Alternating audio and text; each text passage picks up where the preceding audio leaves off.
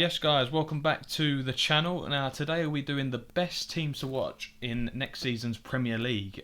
This could be for multiple different reasons. It could be incoming new players, new coaches, or even teams that need to win something next year. So stay tuned till the end, drop a like on the video if you're going to enjoy it, subscribe to the channel as well.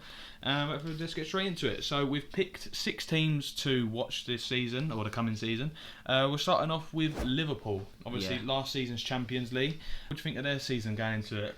You know what, they are looking strong. I know. Their signings are top quality. I know. Frimpong for less than 40 mil. Kirkez is probably one of the best left backs in Europe for 40 mil. Florian Wirtz is one of the best young talents for, I know it's like crazy money, but it's what you got to do to get your talents. Yeah. And they've just strengthened their squad. I think if they get a striker to replace Nunes, I think the Premier League season's already done. Yeah, 100%. Because they are linked heavily with Isak at the moment. Yeah. I think if they get Isak, it could be a very long season. That's it. And like they could even change their system a tiny bit. Could you think of Szoboszlai? Is he going to be in the team more because Wirtz is there? You know, like Wirtz is going to add that extra bit of, you know, oomph in that midfield. And if they get off to a good start, it's more than likely they're going to be challenging for the title because, you know, sometimes it can take a while to bed in, I think, some signings, but obviously they haven't had the Club World Cup either. So maybe it could take a little bit longer, but, you know, if they hit the ground running, it's looking long for the league, to be honest, because... Could they do an unbeaten season? I don't think so yet. I think if they have that first season of everyone settling in, I don't think they'll be perfect off the bat. And Arne Slot could do back-to-back Premier Leagues in his first 2 seasons, which is crazy. Yeah. And also, Salah getting on as well, you know, is he going to perform to how we think he will be? Obviously, I think he signed a new contract, didn't he? Yeah, to keep him there. So I think it's either 2 years or 3 years. Yeah. So could he continue that 20+ goals a season like he's been doing? And also just lost Trent, so I don't think they'll suffer too much with that. No, definitely But not. yeah, Frimpong, what a signing. On to the next one now. For slightly different reasons, gone with Tottenham. Oh, yeah. Okay. Yeah, obviously they just sacked Postecoglou, even though they won the Europa League. Some fans were on the fence with that, whether they should have let him go or, you know, stuck it out till about January or whatever. But they've decided to let him go, and Thomas Frank is the new gaffer. So what do we think of that, Lee? I like the signing of Thomas Frank. You know, he's got good Premier League experience. He knows how to develop players. And I think he'll make Tottenham a better team. He'll make them a lot more solid. Yeah, it's just that he's always kept Brentford in that mid-table conversation, always stabilised them, always, you know, made them tough to beat. But it's just whether he can take that next step. You know, I think everyone in the league was intrigued to see if he could. You know, everyone was linking him to United jobs. He should, you know, definitely get away from Brentford. And now he's doing it. So can he make that step? You know, he's improved so many players in his time as well. You think of Mbeumo, Visser, Ivan Toney, Ethan Pinnock as well. David Raya. Just to name a few, David Raya. He's improved so many players, and he can definitely do that with Tottenham as well. So it'll be very, very interesting. So yeah, Tottenham for us on that one. Champions League football as well. That's it, exactly. Could he do it at the top? You know, even if they get out of the group stage, I don't think that's too bad. You know, go out around the 16, that's not bad. So yeah. Tottenham. On to the next one now. We've gone with Crystal Palace. Yeah, Europa League now. Yeah, and just won the FA Cup, so momentum. You know, it's a lot of momentum. Exactly. UEFA approved their joint ownership thing to get into the Europa League now. Yeah. So they're in there, and could bring in some maybe high-level players. You know, in Europa League, got that draw now as well. So it's just whether they keep a hold of them. Yeah, because Eze's being linked away to like Arsenal, Tottenham. I think we were even linked with him at one point, but that's not going to happen. Yeah. It would be nice, but it's not going to happen. I think they've managed to keep hold of Mateta as well, which is big for them. Yeah. But yeah, they've definitely got other players that are on the list of many other clubs. So one to keep an eye on. Mark Gahey as well. He's been linked with Liverpool a lot. Ibrahim Konate isn't going to sign a new deal, so. But yeah, can Glasner do it? You know, he's got the experience in the Europa League with Frankfurt already. He got to the semi-finals. I think you knocked them out, I believe, on the way to the final. Or they beat us. Or they beat you? Yeah, a couple years ago. Yeah, well, you know, he's got the experience in Europa League, and you know, it's going to be an interesting watch. I'd like to see him in Europa League and do well, but yeah. Crystal Palace. I think they could be at least quarter-finalists. You know, they could go far. It's a good shout. If they keep some players, they could go far in that tournament because, like you said, Glasner's got that experience. Yeah, you know, he's played all sorts of teams over Europe. I would love to see Crystal Palace do well in the Europa League. I like that shout. Yeah. On to the next one. We've gone with Manchester City. Loads of signings coming in. Spent around £300 million in this calendar year, including last January. Signed the likes of Marmoush, Kujanov, Nico Gonzalez. Now they've got Reinders, Ain't Nouri, Cherky. it's looking deadly, and they're really clicking in that Club World Cup. If you haven't checked out the video, guys, check it out now. We did our predictions on that, but they're looking really good. And can you see them challenging Liverpool? Obviously, we've praised them just now, but definitely. yeah.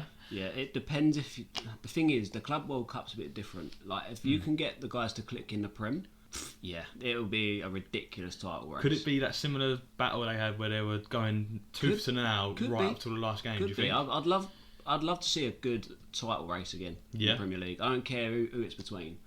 I want to see it, and I think Man City can do it. The way you got Cherky for a cut price deal, you got one of the best midfielders, if not the best in Serie A last season, with Reinders. Got top quality left back in Aït-Nouri. I think he was really good at Wolves. Yeah. And I think with Man City's system, he can flourish. Yeah. And I think with Rodri coming back, I think maybe you might need to sign a centre back. Maybe, I'm not too sure. Okay. Yeah. But yeah, apart from that, I rate your team highly. On to the other one now. We've got Burnley, recently promoted side. Had to include them, I think. They got the best defensive record last year in English League history. Conceded 16 goals in 46 games. That's that is crazy. I know people will say about Chelsea's one. Yeah. But Burnley played more. They played more games. They played 8 more games. Yeah, so that is insane. That's why it is the best. But yeah, with recent history of promoted teams going down constantly, can they break that trend? You know, that defensive record is something to keep a hold of, and we've done this year, and rightly so. That together we get an opportunity to obviously do what we planned out to do, and then celebrate after. So could that be Burnley? Exactly. We don't know. I mean, they recently signed Axel Twanzebe as well on a free, because they let that CJ Egan Riley go to Strasbourg. So I know he was he with Luton last season? I believe so. Yeah, it was one of the Mengi, one of Ipswich. them. Oh, Ipswich. Yeah, it was Ipswich. Sorry. Yeah. So he's got experience in the Prem. Yeah, he went down, but he's got experience. Played in Europe with United as well. Yeah. The only thing that doesn't give me confidence with Burnley, well, two things. One is I don't think their attack will be good enough for the Prem. Yeah. I love Marcus Edwards as a signing. What a signing for them. Yeah, Josh Brownhill's been doing really good as well going up. But Lyle Foster and Ashley Barnes, are they going to be the guys to get you 10 goals that keep you up? I don't think so. And I don't rate Scott Parker in the Premier League as a manager. I mean, he's flopped at Fulham, he flopped at Bournemouth. Is it third time lucky, do you think? Or do you think... What's your prediction for that? I don't know. I mean, I'd love to see Burnley stay up. Of course, Trafford's being linked away a lot. Yeah. And they have brought in a new goalkeeper, which has started some rumblings on social media. Could Trafford be on his way out? That would be a big loss for them. It will be. We'll see. But I do think one of the new boys in the Prem will stay up. Yeah. On to our last team now. We've got Manchester United.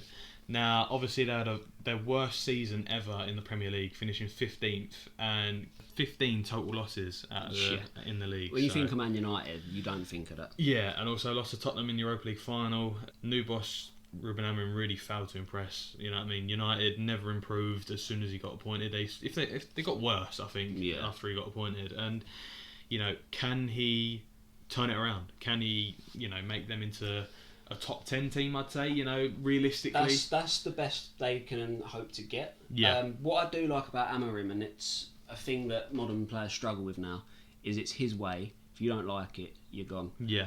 And I think the way he's handled Garnacho, controversially, I think it's the right way to do it. I think he is the perfect example of the modern day footballer. Did you hear what he said to him in the Europa League final? Apparently, he's like, you need to find a club to buy you. Yeah, he don't want him. He's getting rid of Rashford. He ain't afraid to Sancho.